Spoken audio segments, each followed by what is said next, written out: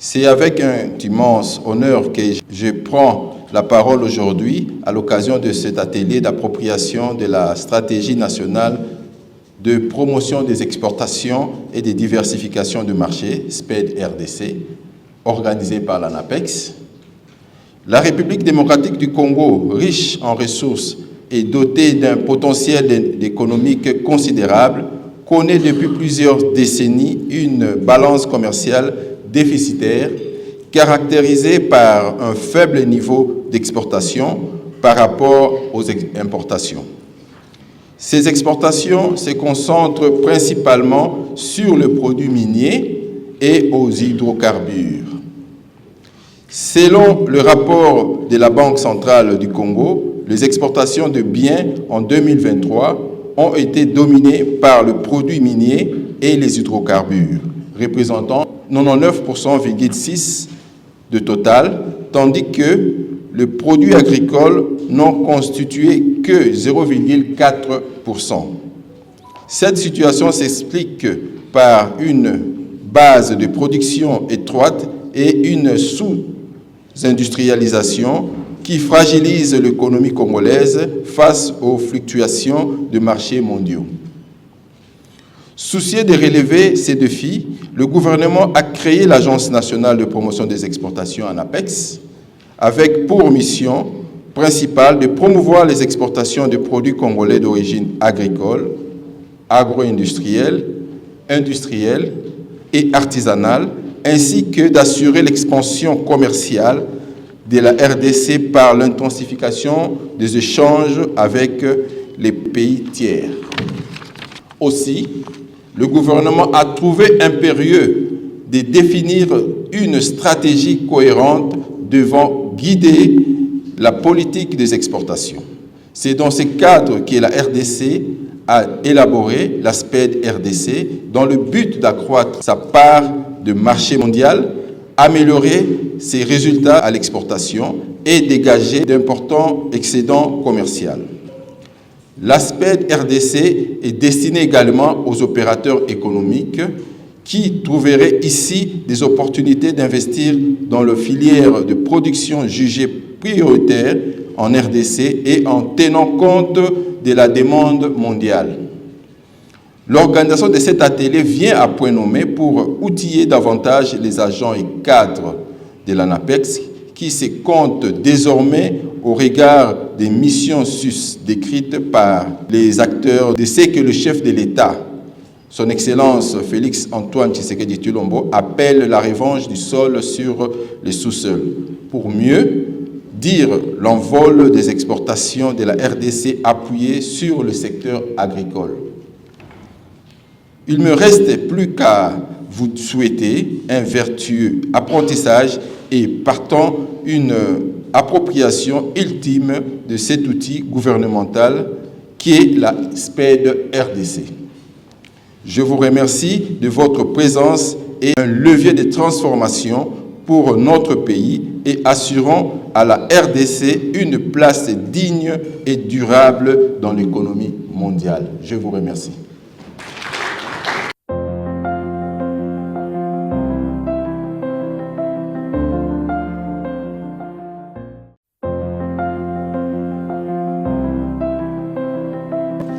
C'est vraiment avec un profond sentiment de responsabilité et d'optimisme que je m'adresse à vous aujourd'hui à l'ouverture de cet important atelier sur l'appropriation de la stratégie de promotion des exportations et de diversification des marchés dans notre pays. Je tiens d'emblée à saluer l'initiative de l'ANAPEX, dont le rôle est déterminant dans la concrétisation de la vision portée par son Excellence, Monsieur le Président de la République, Félix Antoine Tshisekedi, celle de bâtir une République démocratique du Congo prospère, avec une économie forte et diversifiée et finalement ouverte au monde. Notre pays, doté d'un potentiel inégalé en ressources naturelles, fait pourtant face à un paradoxe criant, une balance commerciale est structurellement déficitaire, tributaire à près de 99% des exportations minières et pétrolières. Cette dépendance excessive, héritage d'un modèle économique déséquilibré et traditionnel, expose notre économie aux aléas des cours mondiaux et limite notre capacité à créer de la valeur ajoutée pour nos populations. Face à ces constats amers, le gouvernement a pris une décision audacieuse, celle de placer la diversification économique au cœur de sa politique. L'aspect de RDC n'est pas simplement une stratégie. Ce n'est pas simplement une stratégie de plus. Elle est plutôt un pacte national pour la transformation de notre économie, étant donné que son objectif est clair. C'est celui de réduire la vulnérabilité de la RDC en développant des filières agricoles, agro-industrielles et manufacturières compétitives. Cet atelier revêt donc une importance capitale. Il s'agit pour vous, agents et cadres de l'ANAPEX, de vous approprier les outils et les orientations de l'aspect RDC, afin de devenir les ambassadeurs opérationnels réels sur terrain. Vous êtes donc les architectes de cette revanche, du sol sur le sous-sol. Le directeur général venait de le dire dans son mot. Une ambition qui transcende les slogans pour s'incarner dans les projets concrets, notamment la modernisation des chaînes de valeur agricoles, la certification de produits, la promotion de l'innovation et renforcement des capacités logistiques. Voilà autant de valeurs. Le gouvernement, à travers notre ministère du Commerce extérieur, réaffirme son engagement à vos côtés. Des mesures d'accompagnement seront déployées, notamment la simplification des procédures d'exploitation et l'appui à la montée en gamme des produits. Voilà les trois. Nous travaillerons donc également à renforcer les partenariats avec les pays tiers et les institutions internationales pour ouvrir de nouveaux débouchés.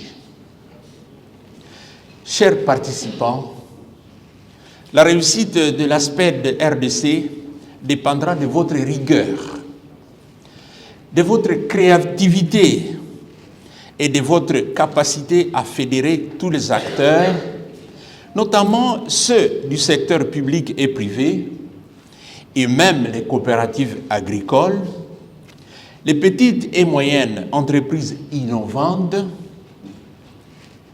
Ensemble, nous devrons donc briser les vieux réflexes et innover pour positionner le Made in Congo, le Made in DRC, comme un gage de qualité et de durabilité. En conclusion, je formule un vœu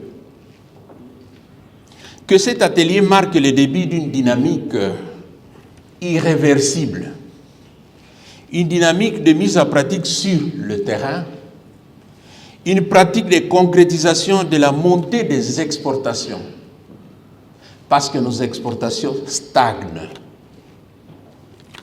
Que chaque idée et chaque engagement pris ici contribue à écrire une nouvelle page de notre histoire économique dans les congrès, car l'ASPED ne doit plus rester un simple document, mais plutôt un outil de travail et de production de résultats concrets. La RDC a les atouts pour devenir un acteur majeur de l'économie mondiale. Il ne tient qu'à nous de transformer ce potentiel en réalité.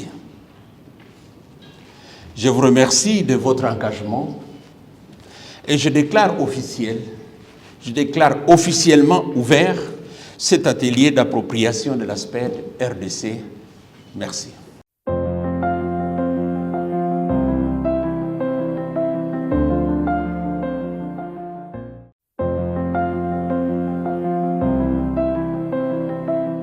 Le document de l'ASPED, Stratégie nationale de promotion des exportations et de diversification de marché, un document qui avait été approuvé par le gouvernement et que l'ANAPEX est chargé de sa mise en œuvre.